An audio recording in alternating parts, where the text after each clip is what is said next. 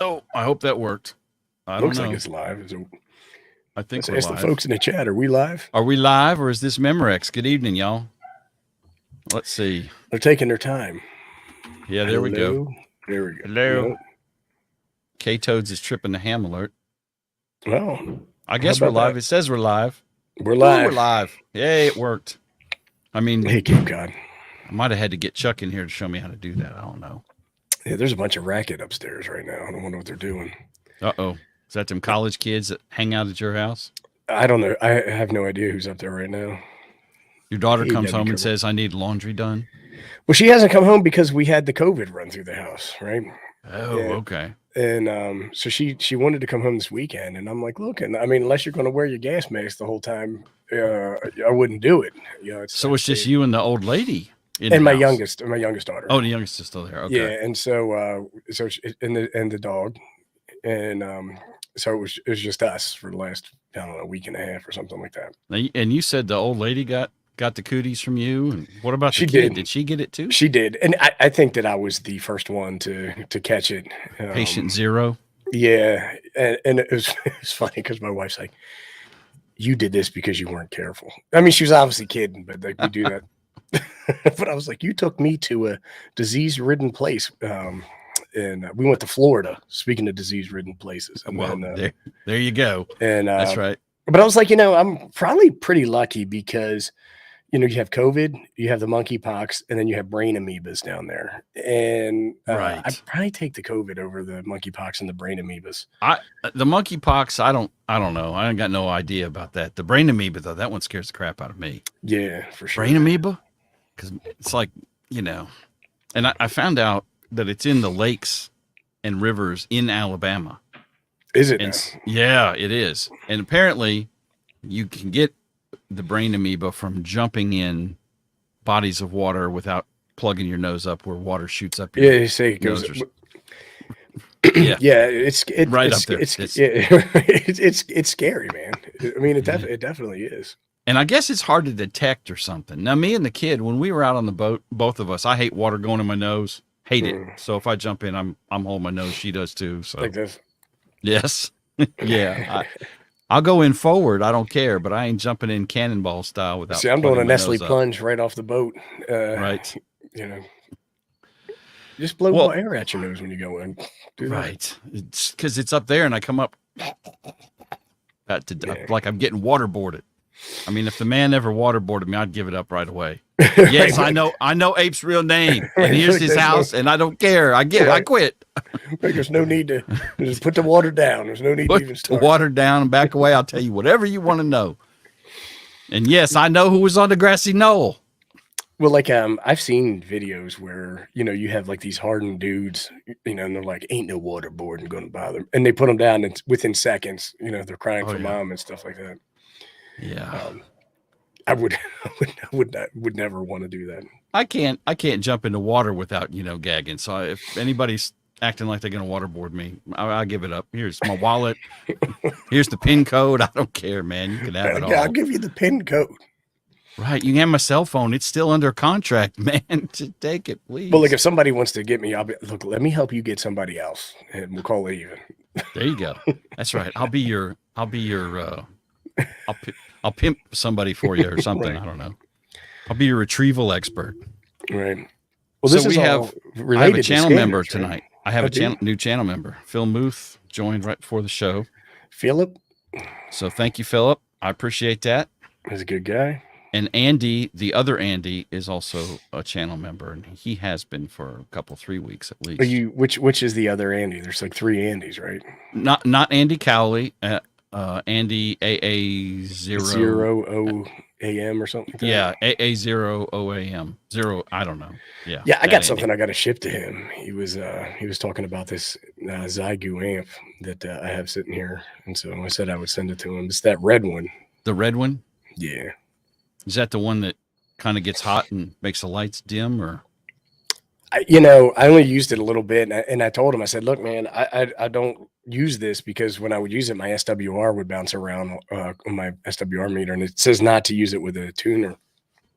And so I don't know how good of an amp it is, but I mean, I told him, hey, use this thing with caution. So I've done my part, and Right. he wants You've it. disavowed. You've disavowed. Yeah. Yeah, if he's going to play with it or do something cool with it or whatever, hey, Did it get awesome, worse bro. as it got hot or something? I mean, did it start out No, okay? And I then as didn't you even used really it? use it as at an extended level because of that. I mean, I used I'll it a be few darned. times, but every time I used it, it made me worry. And like T was like, bro, you need to put that on your 705. And I'm like, you're crazy. You think I'm going to do that? No. Yeah, Somebody like, give me a 6100. I'll put it on there, but I ain't putting it on no 705. yeah, well, I was using it with my G90. And everything, is designed for that. It connected all well, but Right. I just wasn't convinced it wasn't going to smoke it. Yeah. I don't have an amp at all. I just don't want to deal with it. It's more wiring and more power cords, and it seems to me like an amp is just an accident waiting to happen. Well, when Like you start looking at the good ones, like the Mercury 3, which is like auto Yeah. sensing and it does the tuner and all that stuff, that's what I want. But I don't want to get, like a 700, and I'm not making fun of anybody, so everybody should stay calm. I don't want to spend $750 on an amp that I've got to tune in Tokyo and I got to do all this craziness with, and I've got the stuff on the front and the back. I don't want any of that. And the other one is that I think you need a 24, what is it? I'm sorry, 220 outlet. 220 outlet. Yeah, if you get like a Mercury or something like that. So it's like I just don't see it happening. I'm the same way. I don't have 220 back here. And man, I don't even want to think about what it costs to have me run a 220 circuit all the way. I guess I could run it outside the house and around, but yeah, so I'm saying thanks for not smoking your G90 because he's got it. He's got Thump it. Right has it now. Have you smoked it, Thump? I mean, he the radio. says he hasn't smoked it yet, and he was able to get FT8 working on it. So I don't know what to say about that. Hollywood, I'm afraid of something like that. That thing Carlos was trying to sell me frightens me. Like it just seems like it's a lot of. I'm one of these. I don't want to hassle. I just want to turn stuff on, and I want to be an appliance operator. Right. And that seems like a little bit of a hassle. And for VKF, he's saying anyone connect their scanners to a base power supply. No, I don't have a what they would call a desktop or a bench scanner. I guess you could say I do. I have a unit in Home Patrol 2, but I just run that off of the AA batteries that are inside it. And then all my other scanners are, oh, damn, there we go, making a mess. All my other scanners are HTs. Yeah. So I have an SDS 100, which is the HT style. And it runs, it'll run off a USB or charge off a USB. It's kind of strange. It has 2 USB connectors on it. Don't you have one of those? I thought you got one too. Yeah, I do. And so here are the 2 different USB connectors. Because I remember you yelling at me about that. It was just got 2 USB connectors. What the hell? Yeah. So Thump just got one a couple days ago, and I was talking to him, and he was like, "Hey, let's set this thing up and let me help you get some DMR stuff that's not in the database on your radio." And he'd been playing around with the Sentinel software, so I'm like, "Yeah, man, that'd be awesome. Thanks." So I got Thump on conference call, and I look at this, and the one is, you could see the one USB it says charge there. Mm-hmm. So I'm assuming that is just for charging. So all my USB cables are 2 floors up. So I'm like, GDMF. And I'm all mad. And I go walk. I have to go all the way upstairs, come all the way back down. First world problems, I guess. And you're sweating now. And you're sweating now, right? Got my sweat on. And I got the other USB cable when I get down, and it still uses the one that says charge. I didn't even need the one that I went upstairs for. So it's definitely all been out of shape about it. It's a really good scanner. I had read an article about both of the SDS scanners that they are outstanding at doing the what's the word, simulcast, simulcast multicast rejection. So like a lot of P25 systems, like here in Montgomery County, we have 4 or 5 towers. And if you don't have a scanner that can reject it, or you can't, because of the way the system's set up, lock your scanner on one tower, then you get all sorts of weird things where it gets out of sync.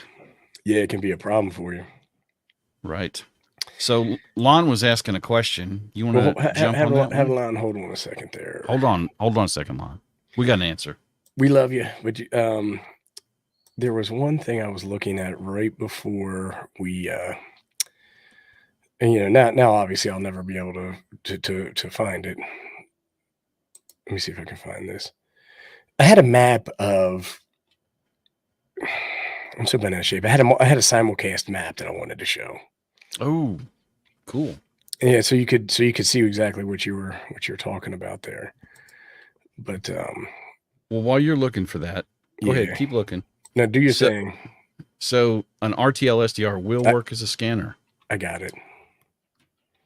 You have to use software to drive it, and it works best with good scanner software like DSD Plus, and it works great, especially for digital systems.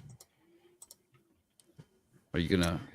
I'm working on it. I'm working on it. Come on, man! It's like it's like playing cards. My brother's kids. All right, you should be able to see it. Is that? Yes, it is. All right, so what this is we're in Orlando, and this is the Orange County simulcast, and so you have all these different neighbors and stuff. I'm not sure what all that stuff means, but it's a multiple site simulcast system. So that means when something goes out, it goes out across all of these different. Right, and so it goes out across all of these different towers, or I guess you could call them repeaters.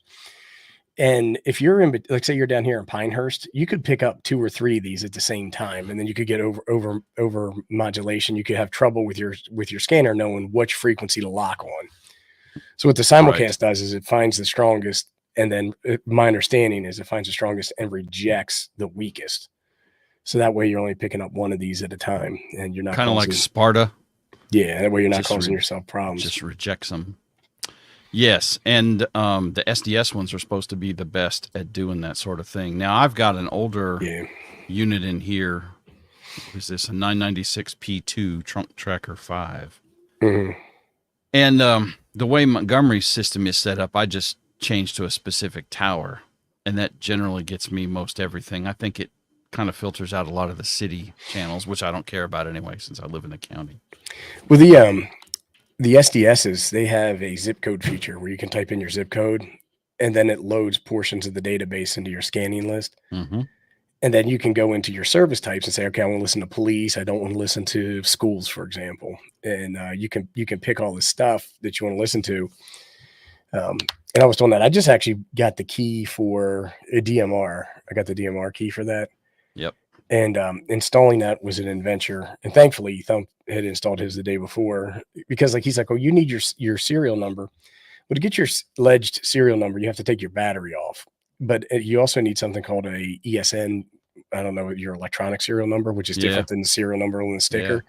But in order to get that, you have to be powered up and connected to Sentinel to get your ESN, or you can look at it through the software. And when you fill out the form, when you type it in, it says enter your serial number here. My serial number was 4 digits longer than the space provided, and it says enter the whole thing. So I had to end up calling support to get it all worked out. Wow. I don't know that I don't remember that I turned any of that on my SDS. I did turn that on because they're both Uniden scanners, the SDS and this trunk tracker. Yeah. I did enable it on the trunk tracker when I got it several years ago. So I turned on DMR and NXDN. And I think it'll do another one that you have to pay for, and I can't remember which one that is at the moment. Moto Turbo, I think. I can't remember what it is, but it is DMR, NXDN. I'm sure Thump will know. He'll post it in a second. Thump will tell us. There's a third one. Now, the downside is, the upside is it works great. The downside is they want $60 for them things. Yeah. Thank you, James. It depends on where you buy it. And here we go. We got Ron with his Unitrunker. I didn't know that one. There's software out there where you can use your RTL SDR to scan, and you only need one. You can do it with one. It works better with two. So I actually just had a second one show up in the mail. So here's my original. I've had this original one for years. Ooh, that's an OEM one, man. That one's OG. Yeah. And so this is from the same company, but it's a little bit different. So I've got 2 of them, and I'll probably do a video on setting it up. I don't know if I'm going to use Unitrunker or Trunk Tracker or Trunk Party. Apparently there's like hundreds of them out there now. So we'll see how that works. But here's what I was going to show. Let me share this again. Evan, I think Next Edge is NXDN. Same thing. So if you see this, like this is the site frequencies. These red frequencies are your control channels. Right. So typically with the SDRs, you need to have one monitoring your control channel, and those control channels will direct other radios and talk groups to operate on any of these other registered channels they have here. So you'll bounce around a lot. It can be done these days with good software and a single dongle, but you're better off using two dongles. Yeah, it depends. Somebody asked me this the other day in the chat, and I told them, yes, you can do it with one. I do it with one, but it also depends on how busy your system is too that you're trying to listen to. If you're in a major metro area trying to listen to, like, you know, P25 in Chicago or Los Angeles or New York or something, you need two, because one of them is going to be just the control channel, which tells the other one where to go. When you're using one dongle, you've got the control channel and it has to pop off the control channel to listen to the other stuff. That being said, here in Montgomery, I've got a single one set up at my office and I use DSD Plus, and that works fine because all I'm monitoring here is the county sheriff since I live in the county. But, you know, like I said, for a busier system, it would work way better with two SDRs. Yeah. So I did a video where I installed GQRX, which is an old school SDR. I have not played with that one. And I installed it on a Raspberry Pi, and then I used my RTLSDR.com dongle on the Raspberry Pi. And where I live, our police and fire dispatch also are patched into like 154 megahertz channels, analog FM. And so I was able to use the software just to tune to that channel, and I could just listen to police dispatch all day. The cool stuff about scanners, when you get into if your systems are trunked, where you get into the trunk systems and you can listen to the tactical channels, and you can hear, like, so a lot of times, let's just say there's a breaking and entering, for example, and you hear the dispatch and everybody going after that, they'll say moving to TAC 6, right? So they're moving to tactical channel 6, and that's where the good stuff happens, right? So that's where they're going to be like, okay, we're on location. We have the building surrounded. I see the perp in there. He's getting methed up. You know what I mean? And they put all that stuff out, and you can hear the plot unfold. And that's when it's a lot of fun. And I mean, they'll give out descriptions of the perp, you know, middle-aged, chunky white guy. He's wearing a shirt that says "Smoking Ape" on it. Right. He's got a red Balfang. Some old guy in a Columbia shirt. Well, that's where it gets fun, is listening to that stuff. And the way most of these systems are set up, I can talk about the one in Montgomery because I know how it's set up. But like here, we have multiple agencies on the same system. Right. So there's Montgomery sheriffs, there's the state police, statewide, believe it or not. There's Montgomery City PD. There's Montgomery Fire. There's like the district attorney's office, their investigators, the trash people. I mean, there's like some random, you know, the zoo, the Montgomery Zoo is on the P25 system. I kid you not. See, the tiger's loose. The tiger's loose. And it's not really code. If you hear that on the zoo channel, shit's going to get real. Loose. The tiger's loose for real. Well, so we had the landfill is on my trunk system. Yeah, I think ours is too. Yeah. But I love listening to landfill. You know, you get these guys up there and like, this woman is trying to drop off 4 tires. I told her no tires. You know, and they're getting all over. Right. We had, we've been through through 2 systems here. And I mentioned this the other day when we were on one of our streams. When Montgomery first got a trunking system, they had Johnson LTRs. And even with what they have now, which is a different system, it still has what's generally called iCall, where I can make Ape's radio dingle directly, right? So me and him can have a person-to-person call kind of deal. And when we first got the system, which is probably 20 plus years ago with the Johnson system, the deputies didn't realize that there were scanners at the time that could still listen to that. So they thought when they're on the iCall system talking to each other, they're talking crap about their girlfriends and yeah. Did you see her? Man, she was. I'm like, dudes, you got to knock it off. Right. It was pretty funny, and it still kind of is. But Well, like I listen to some of these county services, and they must have no idea that there's people like me out yeah, there listening because just the way that they're talking and saying stuff, and like the ones are the guys who do snow plows, and I love everybody, and I love the snowplow guys. But the snowplow guys are like, man, I've been working on a 6-pack for about 45 minutes. I'm ready, and then they're talking about all kinds of craziness while they're out there driving around in the ice. that's as bad as the deputies. Yeah. That's hysterical. But I mean, it's definitely fun to listen to, and it's easy to get hooked. So like, I hadn't listened to my scanner in a while, and when we talked about them on the car show, I went right after the car show, I went and turned the scanner on and started listening to stuff. And there's actually a fire that these guys were fighting. It was pretty crazy. And Yeah. I've been right back hooked ever since. It's a lot of fun. It's definitely cool. And when you're looking for stuff to listen to, the best place to start is radioreference.com. Yeah. Because they have it broken out by state, and then counties within the state, and then they'll list all the systems. They also have amateur radio repeaters listed and stuff like that. So yeah, for sure. There's a whole ton of information on Radio Reference. Well, this is Radio Reference right here. Yeah, and let me just back out so you can see how I got here. But so you can browse the United States, and I just clicked on Florida, and then I was taking a look at Orlando. And so here's all these different entities that exist there. But if you scroll down, and I'm not an expert on Radio Reference, I guess I'm functional at it. But like a lot of people will be like, I can't use a scanner in Orlando because a lot of it is encrypted. But like if you take a look down here, so here's all just this mode right here. This is all FM. I guess TELM is what is that? Telemetry? Is that how you say it? Telemetry? Yeah, telemetry. But stormwater data.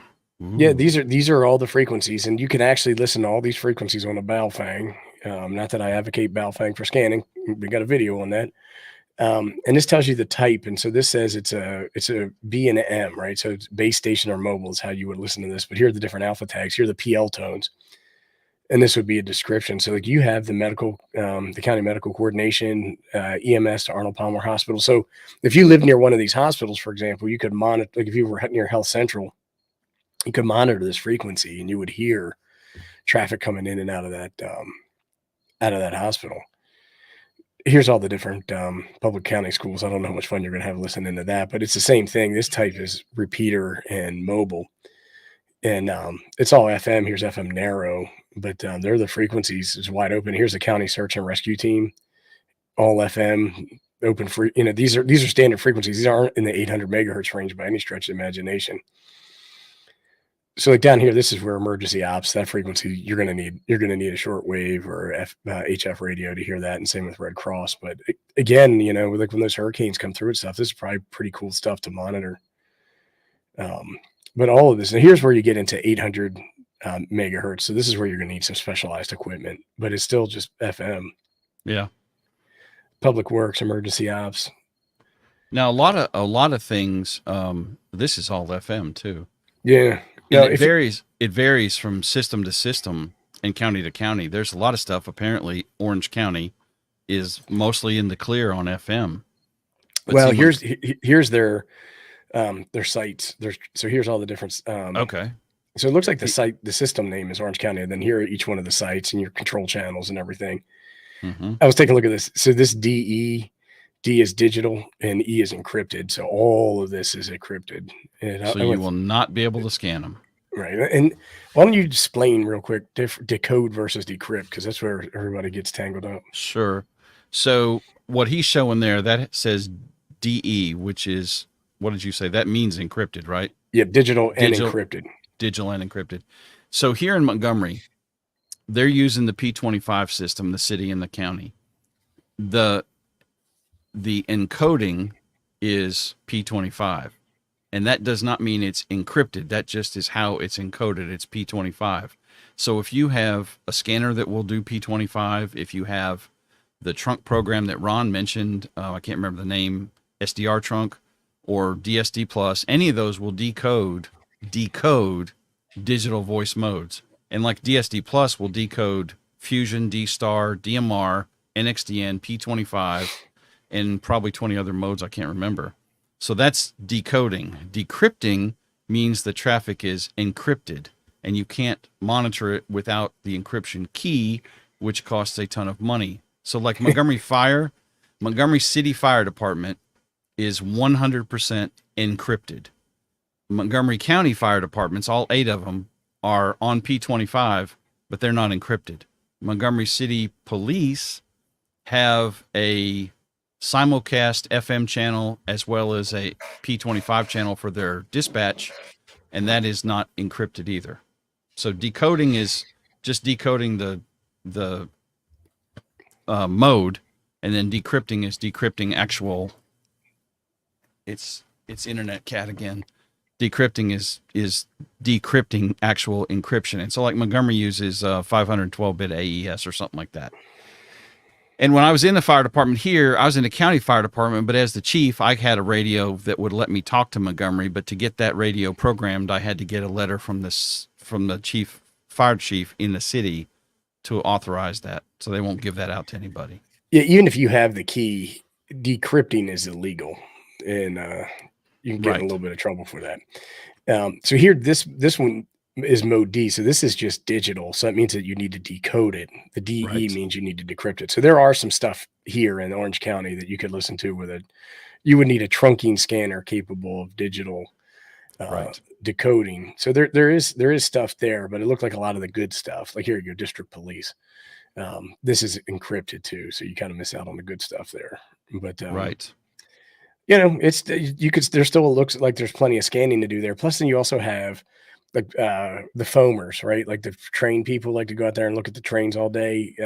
There's all those frequencies that you can listen to. Never get tired of that word.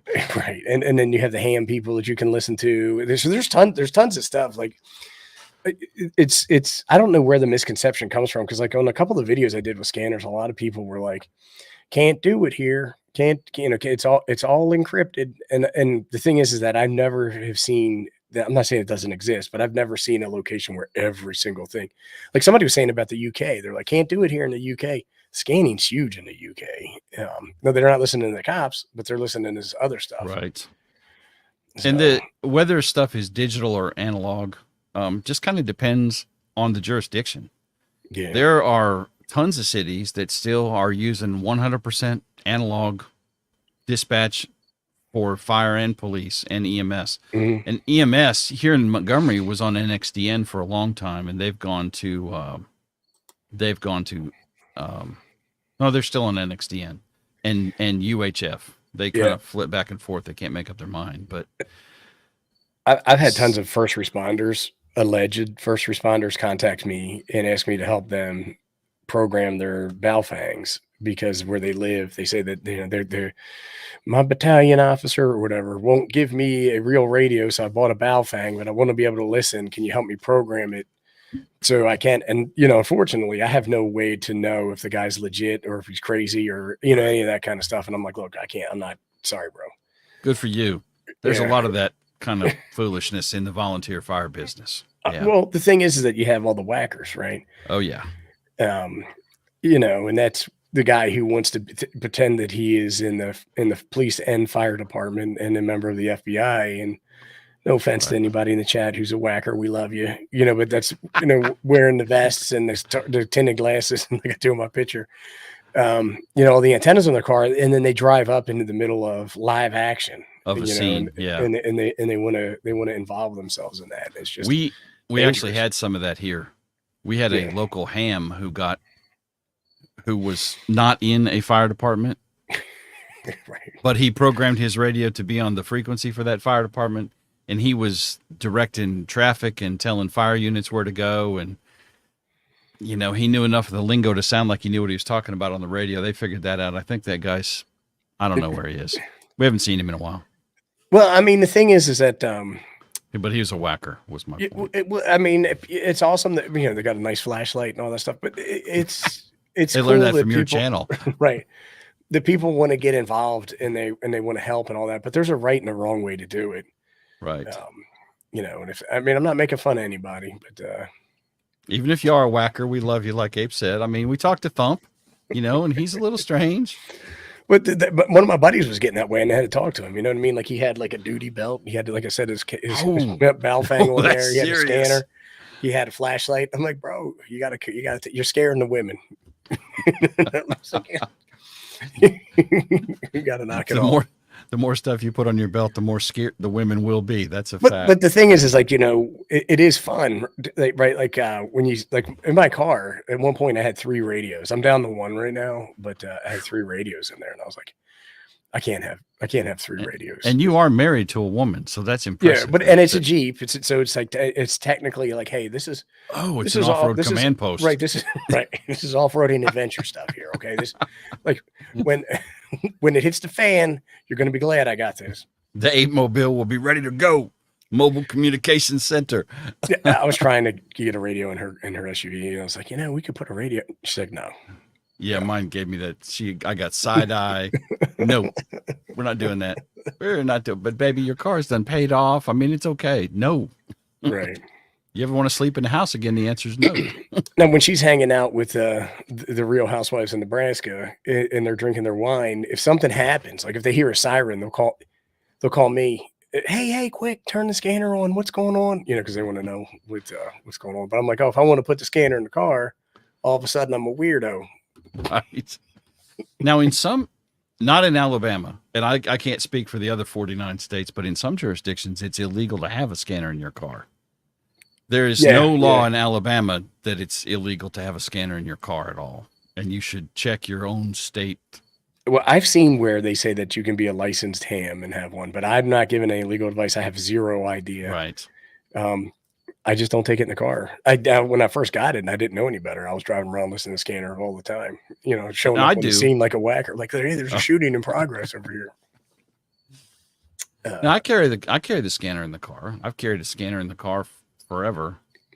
I mean, I don't know. I mean, I had the fire department radio in there for a long time. And that kind of obviates the need for the scanner, but.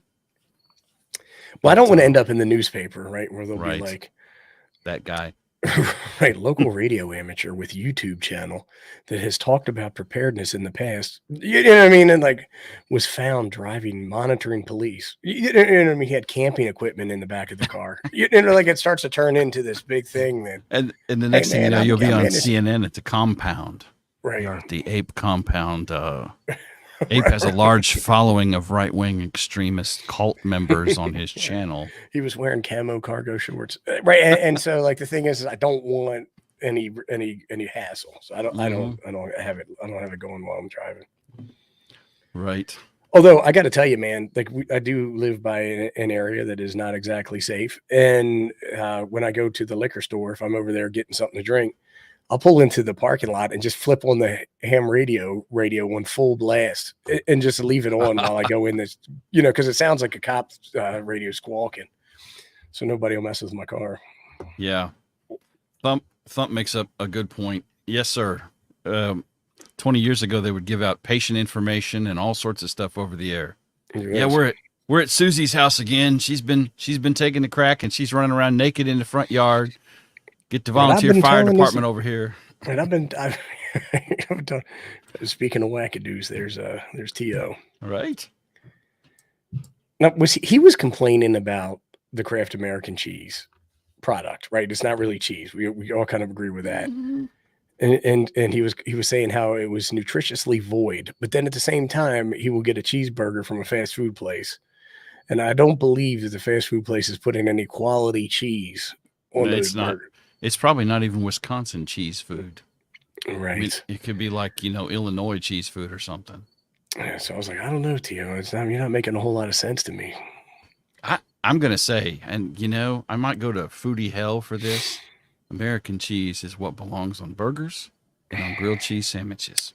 Not Gruyere, not Roquefort, not blue cheese. I think you're wrong. No. No. So if I'm getting like a smash burger, maybe Swiss. I like mushroom Swiss burger's good. It's not my preference. It's not my preference. Right. I like a bacon cheeseburger with a little applewood bacon and some cheddar on that thing. But like a good smash burger with American cheese is pretty dang on hard to beat too. You know what I'm saying? Yeah. We don't really have those around here.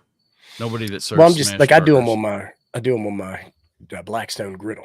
You know what I'm saying? Oh, you fancy. I don't got one of those. I got cast iron. I smash them in the cast iron. I'm saying Swiss on a burger. I would put Swiss on there. Maybe if I'm going to have like some A1 or some steak sauce on the burger instead of like ketchup and mustard. No. The It's only not thing chopped ham. It's chopped steak. Oh man, no. The only thing I put on a burger, excuse me, is onions, tomatoes, cheese, and a bun. Done. We're done. I don't want onions, no glorp. You don't put any lettuce on there. You don't put any pickles. No pickles on there. Pickles are okay. Pickles are okay. Hot pepper relish. Maybe a little hot pepper relish on there. No, that goes on my brats. I'll put relish all over a brat. That's right. All this talk's making me hungry. I had a bologna sandwich for dinner. It was on a potato roll, if that helps. I was at the store and they had thick cut Oscar Mayer bologna on special. And so I got 2 of them. We used to eat something called Braunschweiger growing up. Yeah, I'm familiar with it. I won't eat it. It's like a liver pate, right? Yeah, I think so. It's like liver sausage, which apparently my mother lied to me about what it was. She said it was just like bologna paste or something, and I ate it. We were poor, so, I had to eat it. But those Wickles are freaking awesome. Those are made in Alabama, son. Right up the road from me. Wickles are the So I work with this Russian guy, and every day for lunch, he has 2 pieces of Wonder Bread with a smear of Braunschweiger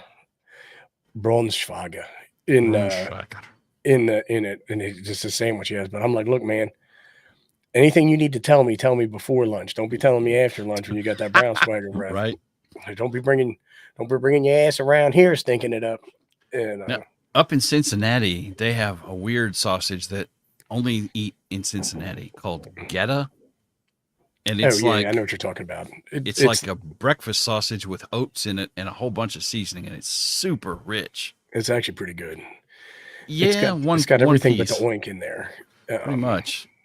Yeah, it's like it's like pudding, right? Did you ever eat? You know what I'm talking about when I talk about that? It's like scrapple. It's like a sausage, but it has like cornmeal in it or some kind of grain in it. Yeah.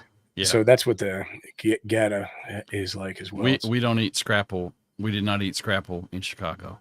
No. We ate hot dogs without ketchup. When I went to Chicago, that's the first place I got an actual pickle on a pickles and tomatoes on a hot dog. I'm not a tomato fan on a hot dog, but I do love some relish and mustard on a hot dog and onions. I like mustard and sauerkraut. That's acceptable. I'm not a kraut fan. It's all right. I don't care. Not a bologna fan though, man. I love bologna. So where do we leave off on the scanners? Well, I don't know where we are. Talk about scanning with fangs. You mentioned that before the show. Yeah, and so there's a couple of things. Right, Dio's right. Pudding. There's a couple of things about the fangs that folks need to consider when they're scanning. One of those is that you can accidentally transmit. Now everybody's like, you can go into Chirp and you can program it. Yes, you can, but nobody does that. And the other thing about it is that if you have a frequency in your fang that you want to scan, you have to mark it in the software as scan or not scan. Like you can't do it from the interface on the fly, which is something that you can easily do with a scanner. And I'm looking for. So I actually picked this up because I want to do some videos on it. This is the BC 125 AT, and it's a $100 analog FM scanner. And I can just add and remove frequencies. I can add a frequency and then make it eligible for scanning or not, depending upon which bank I put it in. And you don't get banks on your fang. I can scan airband in AM mode with this. You can't do that with a fang. Mm-hmm. So, and I'm not hating on fangs. Like fang is a really good Swiss Army utility type radio that can do a lot of things reasonably well for a low price point. But when you start talking about like specialized communication things that you want to do, sometimes it's a better idea to buy a specialized radio. And the speed, because the Fang don't scan nowhere near that. Well, right. That's and so I got 120 ain't high end, but how fast does that thing go? I mean, it smokes compared to a Fang. But the thing is, I think these SDSs have a couple thousand, like 25,000 memories. I don't remember exactly. Mm-hmm. A Fang's got lot. 128. You know what I mean? And so there's those things. Fangs are fantastic backup radios. That it's exactly what, and they're good to give to a new person to learn because they're complicated and you have to figure them out. You have to use software and you got, they definitely have their place. I'm not a Fang hater by any stretch of the imagination. I've got them all over the place.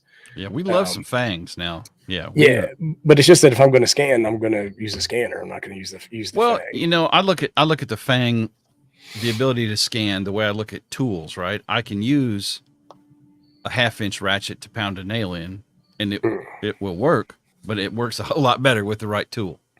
Fangs are not made to be scanners. That's not what they're for. Well, I'm saying like you can haul manure in a Cadillac, but I don't know if Right. you want to do that. You know what I mean? Right. And so somebody on here was making a really N4 VKF. So he's making a pretty good point here.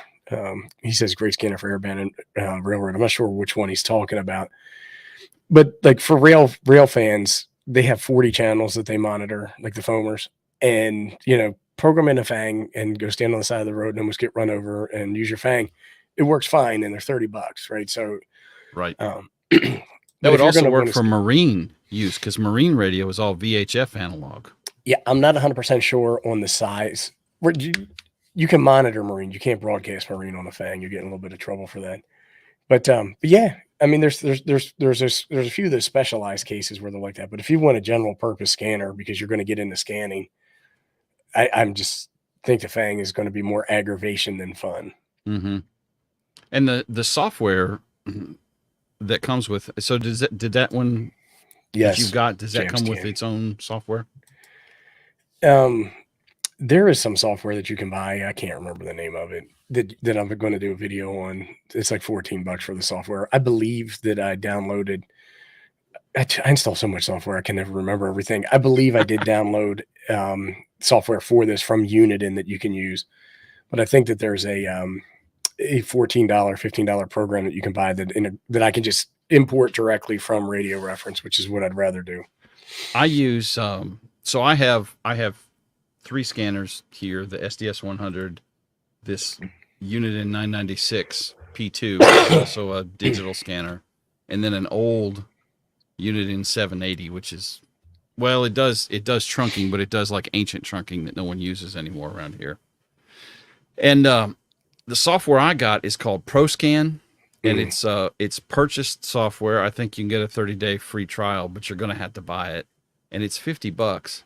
But it does, yeah. But it I'll tell them to Uber Geek. I'm saying maybe.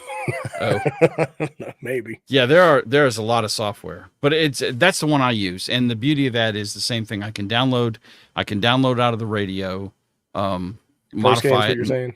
ProScan, yeah, and upload it right back to the radio while the radio's on.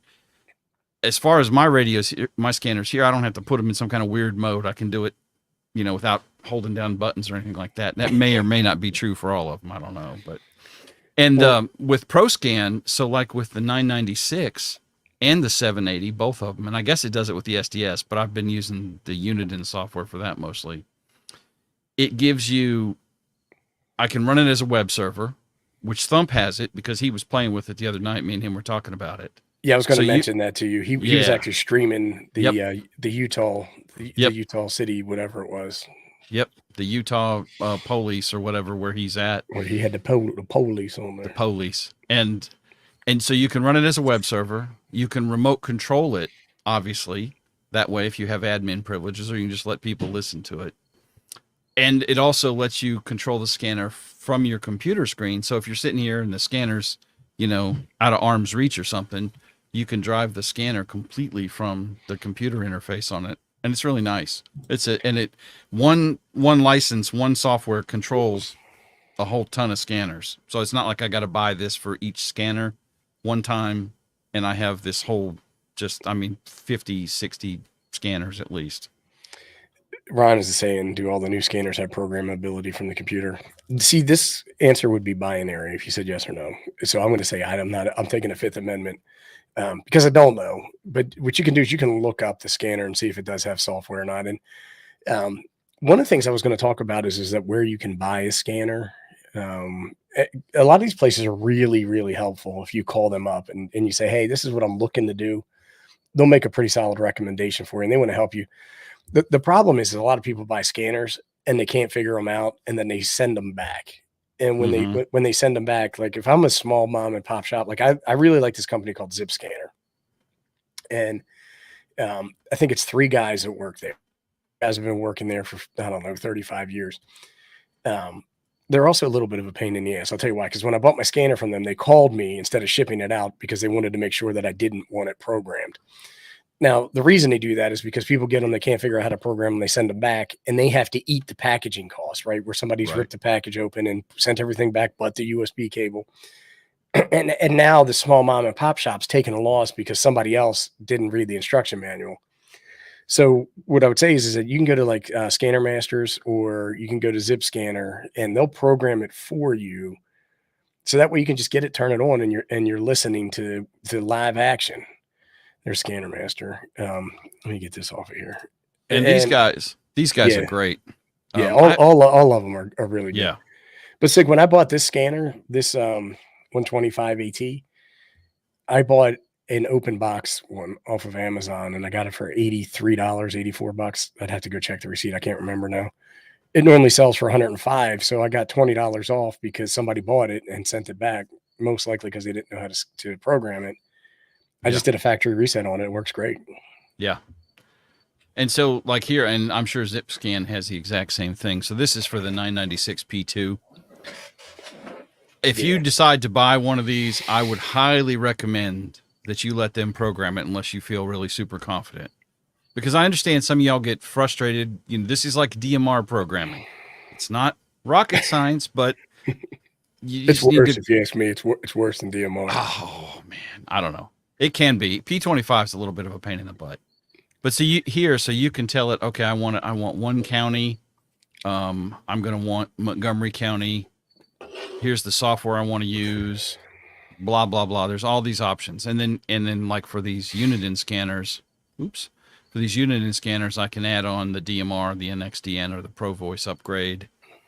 So I can get the scanner from these guys turnkey, and all I got to do is put power on it, and then I'm scanning whatever in Montgomery County. And I believe you can even go so far as to tell them some of these, maybe not this one. I think you can tell them I want fire, I want police, I want EMS, I want to be a foamer, I want to listen to air band. And to my knowledge, most of these scanners will cover pretty much everything. They'll set you straight. Like I was saying, you have scanners from $100 all the way up to $700, depending upon what you want, like what you get and what you need to use and all that stuff. But like I said, I bought this $100 one for $80 just because I wanted to see how much fun I would have with just a entry level type scanner, and do some videos on that. And see, like these guys on Scanner Master, and I'm sure ZipScan's the same thing. Hell yeah, shooter. Hell yeah. I can tell it, okay, I want a digital scanner. Or look here, these specifically do P25 phase 2, which is P25. There's ham P25, which is not trunked. That's a different thing. And there's phase 2, which is what any public safety government organization is going to use is phase 2, almost all of them. So you can pick, and here's rail scanners. There's the one you got, isn't it? The 125 AT.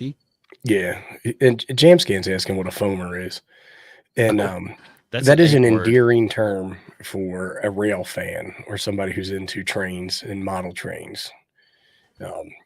It's just what they call each other. I'm just kidding. I don't know if they call them each other that. It's slightly derogatory towards train people, but they've accepted it as nomenclature. So, ProScan 8 mentioned this earlier too, and Uber Geek mentioned it. You can almost all this scanner software will pull information from radio reference as well. So you don't have to have up a web page with radio reference and then hand type in all 400 P25 frequencies for your area. You can just download, Well, like Thump was saying, the SDS 100, which is expensive. I get it. It's not for everybody. Right. I just typed in my zip code, and then I limited the proximity to 20 miles. And then I went into the service banks, and I just picked the things that I was interested in listening to. Never cracked a manual or anything. And I was listening to the scanner within 4 minutes maybe of taking it out of the box. Mm-hmm. And so Yeah. Well, guys, I think we're coming pretty close to the end here. I don't know if y'all got any questions. We've covered a lot of stuff. Ape's right. That you can put in on the newer ones. Just put in your zip code and go. I never did that because I didn't want there's a bunch of stuff in the zip code that I don't want to listen to. So I can't pin it, but Steve just dropped the link to the you should be able to. The Ham Radio Clubhouse. I can't, bro. Yeah, because it's on your channel. You got moderator, Cletus? I have moderator in StreamYard. I don't have moderator on your channel. If I do have moderator in channel, moderator still can't pin. Oh, okay. Well, I pinned it now. Yeah, you're a moderator on the channel. Yeah, so the Clubhouse boys are starting in a few. I'm second thinking that sometimes, you know. What's the link? Yeah, I have the Home Patrol scanner, the 2. It's awesome. It's definitely cool. The first scanner that I got was the PRS GRE 500. So, or maybe it was GRE PRS 500. Yeah, and GRE made the scanners that you would see in Radio Shack. And then Uniden bought all of their patents. So now the GRE scanners are all made by Uniden. So I don't know. But the one I had was only P25 phase 1. It didn't do P25 phase 2. So that was the problem that I had. Because I cheaped out when I bought it. I was like, oh, this one's only $350, which is expensive. I get it. And and then my buddy, he got the PRS 700. I think is the one he got. And his was fine because his was phase 2. And you can catch a deal. I mean, I got my SDS 100 used from R&L, I think for about $50 off. Well, the other good place you got that open box too. So is Hamfest. You can get you see a lot of times you see them at Hamfest. That's why when you were over at Huntsville. I was like, any scanners over there? Yeah, I saw scanners, but they were all elderly crystal controlled ones that had little gnomes that ran out and moved the crystal to change frequency. So I kind of took a pass on those. Yeah, I wouldn't want to mess with that. But see, the thing is, like a lot of times you see guys who have their scanning shack or their ham shack with scanners, and they've got like 20 scanners in there, and they'll be like, they get so deep in it, they're like, this is the one that I scan airband with. You know what I mean? And I have it set up to my computer, and I'm doing ADS and all this other crazy stuff. Or you have people who are like, oh, this is the one I scan railroad, or this is the one I scan police. This is the one I scan local business, because they want to be able to listen to all that stuff without, maybe sometimes simultaneously, but also without making a lot of changes. Right. So 2 things I wanted to mention before we get out of here. 3 things. 1, I'm out of YouTube jail, so y'all feel free to drop the super chat cash if you want to. I won't complain. Thank you very much. Love you, mean it. But more importantly, what I wanted to mention was a couple things. So Andy asked if the PD or fire department goes to P25, does all the county services have to? No. It just depends on your system and what they're going to do with it. So here, you know, in Montgomery County, Alabama, we have a unified county-wide system, and they've actually included the state police in it too. So yes, there's almost nothing in Montgomery County that's analog except random, you know, Bob's carpet cleaning and Billy Joe's tree removal service and stuff like that. There's just not a lot. The county fire departments are split. They have UHF still, but they also have P25 radios both, and they're simulcast on the fire channels. They're not encrypted, but they are P25. And then there's somebody else was asking about, well, I don't know where it went. Trunking scanner. You don't need a trunking scanner. It just depends on what you want to listen to. If you want to listen to P25, most likely you're talking about P25 phase 2, which is trunking. Right. Because they're not going to go to P25 phase 1, which is what hams can use, because that's just single channel, single repeater action, just like you do with Fusion or DMR. That's P25 phase 1. Phase 2 is trunking. So you have to have a scanner that will support P25 phase 2.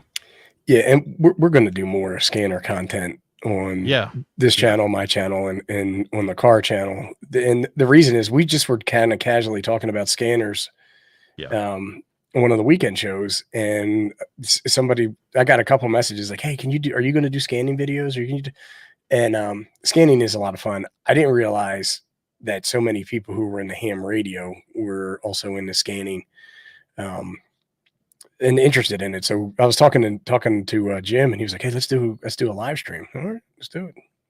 So there'll be more how tos and instructional stuff coming up. Oh yeah, yeah. And if you want to get into this for the cheapest amount of money, because I know we've been talking about the SDS 100 and the 200, both of which are high dollar scanners.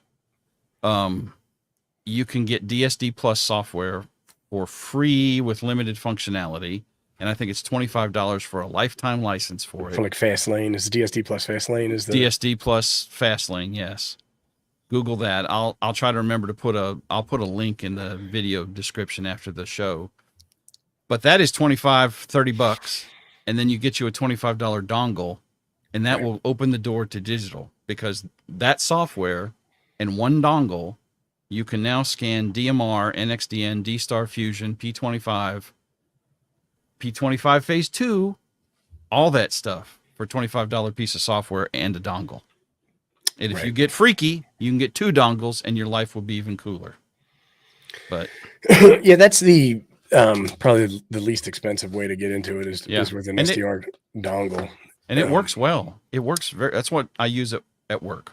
Yeah, see, a lot of people would say to me, like, why'd you buy a scanner? You can do that with an SDR. But I'm like, if I want to go sit out on the front porch and have me a nice cool glass of lemonade and listen to my scanner, I can't take my whole computer out there and do that. Lemonade? Right. Lemonade? Okay. And so that's where it's like, hey, depending upon what you want to do and how far you want to get into it and how often you're going to use it, and then you might want to think about what you're using and what your equipment is. Jamp Scan Phase 2 is the one used most. Phase 1 is pretty much not real common, especially in the United States. In Europe, it's used a little more for hams. And in the U.S., it's used for hams, but not a lot. There's not a lot of P25 repeaters. Phase 2 is what's used by public safety by far and away the most. And there is a Phase 3, and I can't remember off the top of my head what Phase 3 adds, but there's no Phase 3 scanners that I'm aware of, and I don't know any Phase 3 systems off the top of my head. So when we're talking P25 and scanners, we're talking Phase 2, really. Because I never bought one of those Uber Geek. He's talking about the Hack RF, and I'm glad, one, because they're expensive, but they are pricey. They're also complex, and I've heard such mixed stuff about them, but they do seem pretty. A guy at work had one, and he was able to sit out in the parking lot and record people locking and unlocking their cars, and then he was able to play that back, all with their permission, of course, and lock and unlock their cars. It was crazy. All right. Well, guys, we're at the end. I don't want to run over Clubhouse. I thank y'all for coming. Hope y'all got something out of it. Yeah, thanks all. Had a good time. Make sure you whack the thumbs up with authority. And we'll see you guys. Have a good evening. Take care.